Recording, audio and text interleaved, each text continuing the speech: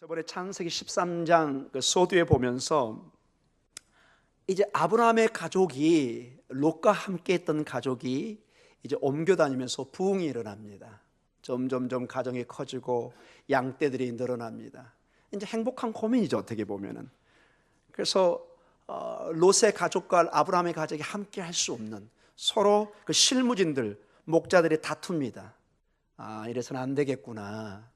그래서 드디어 이제 살림을 이렇게 따로 각자 살림을 해야 되는 그런 경우까지 왔습니다.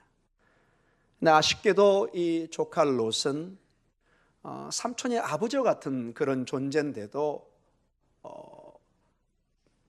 아브라함의 제안을 겸손하게 받지 못하고 그냥 기다렸다는 듯이 그가 늘 사실 생각했던 곳, 그 눈에 보이고 풍요로운 그 요단 저편의 소돔 지역을 바라보고 그것을 자기가 선택해서 먼저 내려갑니다. 그곳은 마치 에덴 동산 같고 나일의 애국과 같은 풍성한 곳이고 매우 유혹적인 곳이었습니다. 아주 큰 축복의 땅처럼 보였습니다. 그러나 우리는 압니다. 그것이 죄악에 관영하고 영적으로 타락했고 결국 유황불로 하나님의 심판을 받아서 영원한 바다 밑에 잠겨버리는 그러한 경우를 보았습니다. 그래서 우리의 신앙은 눈에 보이는 것으로 우리가 쉽게 따라가서는 큰 위험을 감수해야 되는, 마치 낚시질할 때 붕어밥이 왔다 갔다 할 때 그것을 그냥 덥석 물어버리면은 본인이 그걸 먹을 것 같지만은 결국 낚시꾼에게 끌려가서 횟감이 되어버리는 이런 것들을 우리가 한번 비유적으로 보았습니다. 자, 롯의 과정이 펼쳐졌다면 이제 아브라함에게 드디어 하나님이 말씀하기 시작합니다. 저는 이 말씀을 묵상하면서 큰 한 가지 깨달음이 왔었습니다. 하나님의 일에 하나님께서 반드시 우리를 합력할 선을 이룰 것을 우리가 믿기 때문에 너무 지나치게 서두르지 말아야 되겠구나. 하나님의 때를 기다리는 게 매우 중요하구나. 하나님이 정말로 아브라함에게 나타납니다. 롯과는 단 한 번도 하나님이 지시했다, 상담했다, 기도했다, 하나님이 지시했다 이런 단어가 이런 방구도 나오지 않습니다. 그는 정말로 본인의 눈에 좋은 대로 자기의 사욕, 쾌락을 위해 자기의 욕심껏 가는 모든 걸 움켜쥘 것 같지만 결국은 자기와 온 가족이 망하는 길로 가는 무서운 결과를 가져옵니다. 아브라함은 모든 것을 양보하고 희생하는 자 가운데 하나님의 때를 기다릴 때 오늘 보니까 하나님께서 나타나서 말씀하십니다. 전체적으로 이 하나님의 오늘 이 약속의 말씀은 이미 아브라함에게 주었던 창세기 12장 1절과 3절의 말씀의 반복인 것을 가지고 있습니다.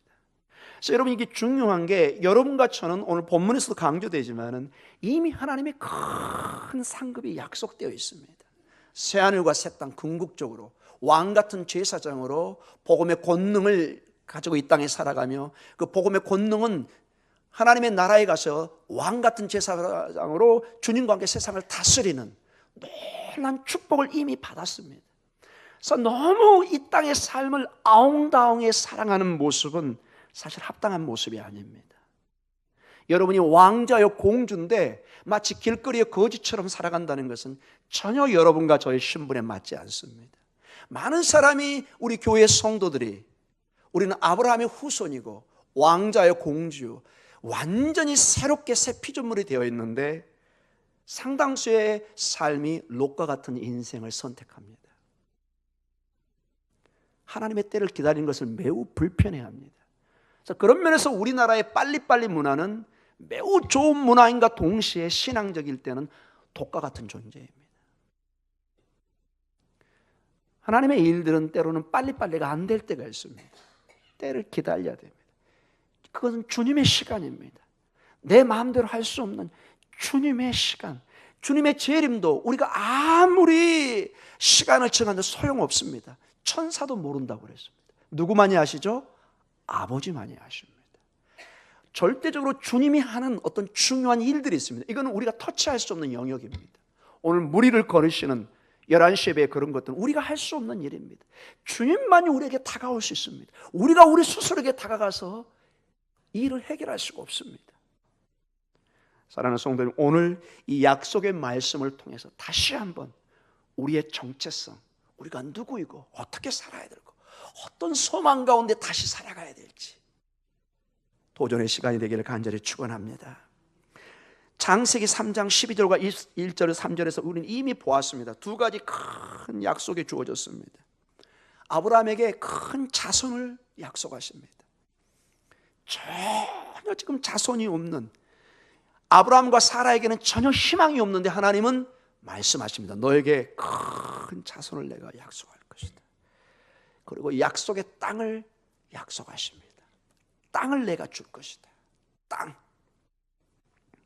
이 약속이 오늘 창세기 13장 14절에서 18절에 다시 확인되고 다시 선포되고 있다는 것이 매우 중요합니다. 이 얘기는 뭐냐? 우리의 약속은 늘 우리가 이렇게 선언해야 됩니다. 늘 확인해야 됩니다. 우리의 신앙은 늘 이렇게 예배를 통해서 확인이 되지 않으면 잊어버립니다. 넘어집니다. 롯처럼 세상으로 갈 확률이 매우 높아집니다. 오늘 내가 섰다 할 때 넘어질까 조심해야 됩니다. 내일의 신앙은 늘 그래서 주님의 은혜를 의지하는, 주의 은혜가 아니면 나는 설 수 없는, 그래서 늘 약속을 주님의 은혜 가운데 확인하는, 또 확인하는, 성도끼리 확인하고 기도 가운데 확인하고 예배 가운데 확인하고 말씀 가운데 확인하고 죽을 때까지 이 하나님의 말씀은 선포하고 고백하고 확인하고 격려하고 기도해야 될 줄 믿습니다. 이게 신앙의 논리입니다. 자, 먼저 오늘 말씀의 14절과 15절에서 보면은 약속의 땅이 다시 한번 약속되고 선포되고 있습니다. 우리 14절에서 15절을 같이 읽도록 하겠습니다. 롯이 아브라함을 떠난 후에 여호와께서 아브라함에게 이르시되 너는 눈을 들어 너 있는 곳에서 북쪽과 남쪽 그리고 동쪽과 서쪽을 바라보라. 보이는 땅을 내가 너와 네 자손에게 주리니 영원히 이르리라. 아멘. 여기 보면 14절에 눈을 들어 무엇을 바라보라. 여러분, 바로 앞절에 13장 10절에 보면 이건 동일하게 롯이 했던 행동입니다. 동일한 행동입니다. 동일한 히브리어 원어가 사용됐습니다. 동일하게 눈을 들어 무엇을 바라봅니다. 근데 중요한 몇 가지 차이가 있습니다. 먼저 앞에서 롯은 오직 자기가 원하는 요르단만 바라봤습니다. 그 소돔 지역만 바라봤습니다. 에덴 동산 같고 나일의 애국 같은 그것만 꽂혀서 바라봤습니다. 그런데 오늘 이 지역을 14절에 보면 하나님께서 아브라함에게 말씀하시되 그의 바라보는 영역이 어떻죠? 한 군데가 아닙니다. 동서남북 사방입니다. 종으로 횡으로. 여러분 보세요. 여러분 어떤 것을 여러분 보이시나요? 여러분 아브라함이 하나님을 통해서 본 비전, 그 약속의 땅은 한 군데만이 아니라 어때요? 사실은 훨씬 많은 지역이에요. 여러분 그게 보이시나요? 나는 한 지역을 욕심껏 잡았습니다. 이게 내 전부인 줄 알고 로또고 대박인 줄 알았어요.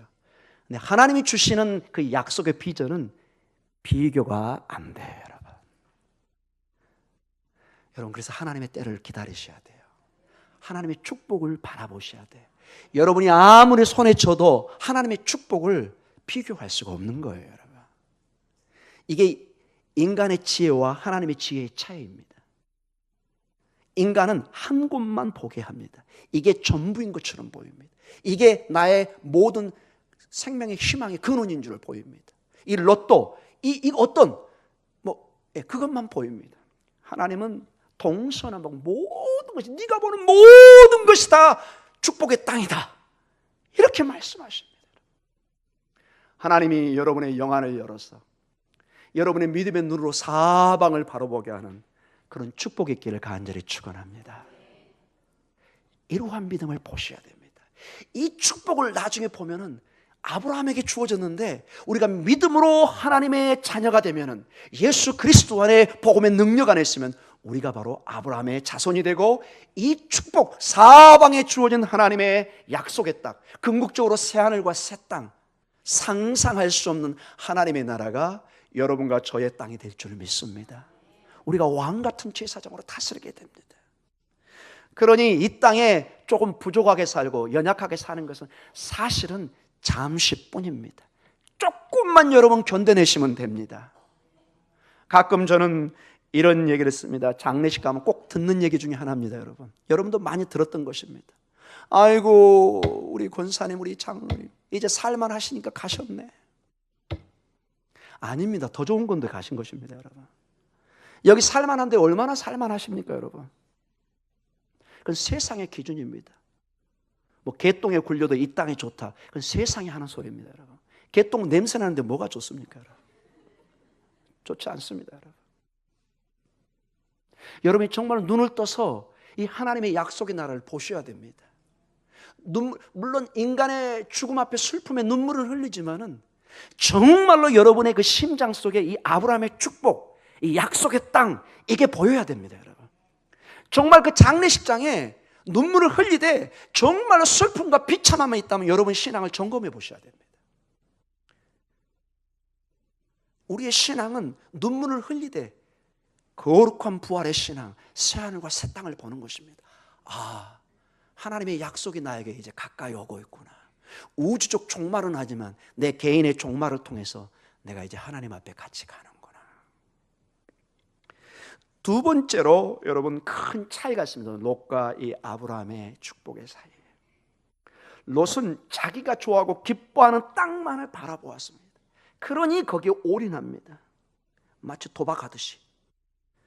그러나 여러분, 아브라함은 어떤 땅을 보나요? 하나님이 기뻐하시는 땅을 봅니다.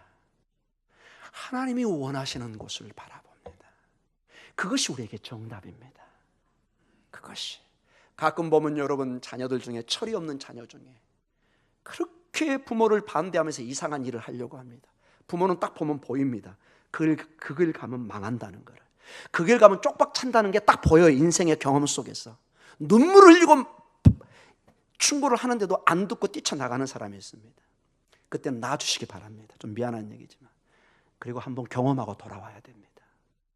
자기 좋아하는 대로 선택하는 롯의 결정, 혹독한 대가를 치르게 됩니다. 그러나 하나님이 기뻐하시는 길은 항상 좋습니다. 이게 큰 차이입니다. 하나님이 우리에게 예비하신 길은, 따라해 보겠습니다. 항상 좋다. 항상 좋습니다. 모든 것에 합력하여 선을 이루십니다. 부모를 생각해 보십시오. 친부모는 내 자식에 대해서 항상 좋은 것만 생각합니다. 물론 과정의 훈련 가운데 때로는 혼내기도 하고 야단도 치지만 그게 진심이 아닙니다. 내 자녀가 잘되게 하기 위해서 야단치는 거지, 정말 그 야단대로 얘가 잘못되기를 바라는 부모는 한 사람도 없습니다. 하나님의 방법이 그렇습니다. 비록 우리 가정에, 우리의 과정에 두려움 있고 혹독한 어떤 하나님의 시험이 있을 수 있지만 하나님은 항상 합력하여 선을 이룰 줄 믿습니다. 이게 하나님의 길입니다. 하나님의 예비하신 길은 항상 우리에게 최선의 길입니다. 그리고 세 번째로 중요한 게, 롯은 자기의 선택에 잠시만 좋았습니다. 영어 표현으로 temporar입니다. 잠시. 근데 여러분, 오늘 본문을 봐보세요. 여러분 15절을 한번 읽어보십시오. 15절 같이 읽습니다.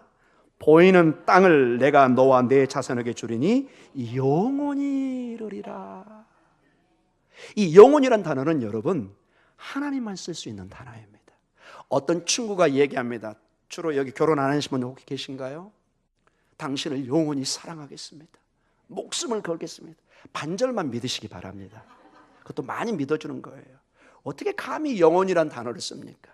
하나님의 사랑, 하나님의 약속은 영원합니다. 영원합니다. 풀은 마르고 꽃은 지지만 여호와의 말씀은 영원히 견고히 서 있습니다. 여기 보니까 라올람 15절에 영원이란 단어를 썼습니다. 왜냐? 이 약속은 우리의 살아있는 생전의 삶뿐만 아니라 우리의 죽음 이후에도 그대로 연결되는 영원한 약속과 연결됩니다. 여러분, 이 땅의 약속은 궁극적으로 새하늘과 새 땅으로 연결되는 것입니다. 그래서 영원이란 단어를 쓰고 있는 것입니다.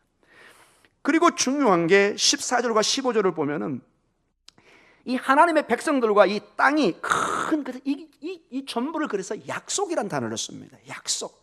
하나님이 눈을 들게 하고 하나님이 보게 하시고 하나님이 주신 말씀입니다. 하나님의 모든 말씀은 약속이라는 것입니다. 하나님은 그 말씀 자체가 보증수표입니다. 하나님은 눈에 보이지 않기는 무슨 페이퍼를 가져와서 막 사인하자 이게 아니라 하나님 말씀하시면 그 말씀이 사인입니다. 보증이고 그것을 어려운 말로 언약, 약속이라고 씁니다. 하나님께서 말씀하신 그 약속으로 약속의 자녀들, 즉 하나님의 백성들, 아브라함의 후손들, 즉 우리들과 이 약속의 땅 사이에 큰 묶임이 있는 것을 볼 수 있습니다. 그래서 우리가 안심하는 것입니다. 여러분 삶 속에 가장 안심할 수 있는 거, 그래도 안심할 수 있는 게 여러분이 계약을 쓸 때 그렇습니다. 공식적인 부동산이나 무슨 계약을 쓸 때 여러분이 안심을 합니다. 국가로부터 누구로부터 보증을 받을 수 있기 때문에. 그러나 각서라든지 이런 계약이 정식으로 되지 않고 가짜로 되면은 큰 낭패를 보는 것을 볼 수 있습니다. 사랑하는 성도 여러분, 왜 우리가 담대하게 하나님의 자녀로 하나님의 약속을 붙들 수 있느냐? 하나님과 약속된 보증된 약속이라는 것을 잊지 마시기 바랍니다. 하나님이 영원히 하나님의 백성들과 약속을 맺었습니다. 언약을, 법률적인 약속을 주신 것입니다. 자, 그 다음에 하나님은 땅만 주실 뿐만 아니라 그 땅에 살 수 있는 자손을 약속을 다시 주십니다. 16절과 17절입니다. 같이 읽습니다. 내가 내 자손이 땅에 티끌 같게 하려니 사람이 땅에 티끌을 능히 셀 수 있을진데 내 자손도 세리라. 너는 일어나 그 땅을 종과 행으로 두루 다녀보라. 내가 그것을 내게 주리라. 아멘. 약속의 땅뿐만 아니라 자녀를 약속하십니다. 여러분, 이 지금 13절의 말씀은 아직 아브라함과 사라에게 후손이 없는 상태입니다. 전혀 지금 어떤 미동도 없습니다. 네, 하나님의 말씀은 약속하고 있습니다. 그리고 여기서 티끌이라는 것은 하나의 상징의 이미지입니다. 그 수가 많을 것을 의미하는 것입니다. 나중에 창세기 22장 17절에 보면은 이것은 새로운 방법으로 새로운 하나님의 풍성한 후손을 약속해 줍니다. 한번 미리 보도록 하겠습니다. 같이 읽어볼까요? 내가 내게 큰 복을 주고 내 씨가 크게 번성하여 하늘의 별과 같고 바닷가의 모래와 같게 하리니 내 씨가 그 대적의 성물을 차지하리라. 아멘. 하늘의 별, 바닷가의 모래, 어떤 이미지가 들어오세요? 많다는 거예요. 풍성하다는 거예요. 하나님의 백성들이 풍성히 일어날 것을 말씀해 주고 있습니다. 그리고 중요한 게 여기 17절에 보면은 너는 일어나 그 땅을 종과 형으로 두루 모아여 보라고 얘기하죠. 다녀보라, 걸으라 이 뜻입니다. 걸어라, walking, walk. 이건 중요한 의미를 가지고 있습니다. 이거는 그 당시에 고대에 이 걷는다는 표현, 이 단어는 특별히 어떤 의미가 있냐면은 지역을 살펴본다는 의미가 있는데, 중요하게 왕이 자기가 통치하는 지역을 두루 살펴서 본인이 이 지역의 통치자인 것을, 여기에 유일한 권위자인 것을 보여주는 것입니다. 즉 아브라함이 이 땅을 거닌다는 것은 이 땅이 누구의 소유고 누가 여기의 왕이라는 걸 선포하는 거예요. 아브라함이. 물론 하나님이 이 일의 최종 권위자이시죠. 그러나 아브라함을 통해서 이 땅을 다스리기를 원하십니다. 마치 왕 같은 제사장으로 두루 지역을 다니면서 이곳이 내 땅이다, 이것은 내 권위 속에 있다, 이 단어가 고대사의 그 용어로 그대로 가져온 것입니다. 큰 땅이 단순히 그냥 보여주는 것이 아니라 그가 밟고 지나가는 그의 소유가 될 것을, 그의 통치 속에 있을 것을 말씀해 주고 있습니다. 그리고 오늘 마지막 절로 18절에 아브라함이 마지막 정착하는 곳이 나옵니다. 우리 같이 읽어볼까요? 18절. 이에 아브라함이 장막을 옮겨 헤브론에 있는 마므레 상수리 수풀에 이르러 거주하며 거기서 여호와를 위하여 제단을 쌓았더라. 아멘. 나중에 한번 제가 지도로 보여드리겠습니다. 베들레헴 밑에 쪽에 있는 굉장히 남부 쪽에 가장 중요한 도시고, 나중에 다윗 왕이 7년 반 동안, 여기 7년 정도, 6년 반 정도 여기에 왕으로 있었던 지역입니다. 헤브론에 이제 정착해서 그가 약속의 땅에 뿌리를 내리고 있는 것을 보게 됩니다. 이제 결론적으로 한번 이것을 우리 교회 여러분의 삶에 적용을 해서 도전을 받기를 원합니다. 우리는 제가 서두에 말씀드렸던 것처럼 믿음의 사람들은, 교회 성도들은 다 아브라함의 후손입니다. 우리는 언뜻 생각에 아브라함의 후손 그러면 이스라엘은 유대인들만 생각하는데, 영적인 면에는 지역과 종족과 모든 걸 초월합니다. 어떻게 우리가 이걸 근거로 알 수 있느냐? 갈라디아서 3장 29절에 보면은 믿는 사람은, 예수 그리스도의 복음의 능력 안에 있는 사람은 이런 식의 놀라운 변화가 있을 것을 말씀하십니다. 갈라디아서 3장 29절입니다. 너희가 그리스도의 것이면 곧 아브라함의 자손이요 약속대로 유업을 이을 자니라. 아멘. 갈라디아, 지금 터키 지역입니다. 전혀 이스라엘 지역이 아닙니다. 그러나 너희가 그리스도 안에 있으면, 하나님의 자녀가 되면은 아브라함의 자손이 된다는 거예요. 유대인만, 이스라엘에 있는 유대인만 자손이 아니라 하나님의 자녀들은 믿음 안에서 아브라함의 이 약속을 그대로 이어받을 유업자라는 겁니다. 이 얘기는 갈라디아 교회뿐만 아니라 오늘 목동 중앙교회도 적용된 줄 믿습니다. 이 믿음의 세계는 시간, 공간을 모두를 초월합니다. 오늘 2000년이 지난 지금도 우리가 믿음으로 예수 그리스도 안에 있는 이 믿음의 공동체는 아브라함의 자손, 그리고 약속의 유업을 이을 자인 것을 잊지 마시기 바랍니다. 그러니 여러분이 기가 죽으면 안 됩니다. 여러분, 이 어마어마한 하나님의 나라의 유업을 받은 자인데 여러분이 기가 죽어 있으면 하나님이 얼마나 실망하시겠습니까? 여러분의 영원한 창고에 상상할 수 없는 재산이 들어가 있는데 여러분이 가난하다고 고개 푹 숙이고 한숨 쉬면서 돌아다니고 있다면 이걸 주신 아버지가 얼마나 실망하시겠습니까? 여러분 잘 공감을 못하고 있는 것 같습니다. 여러분,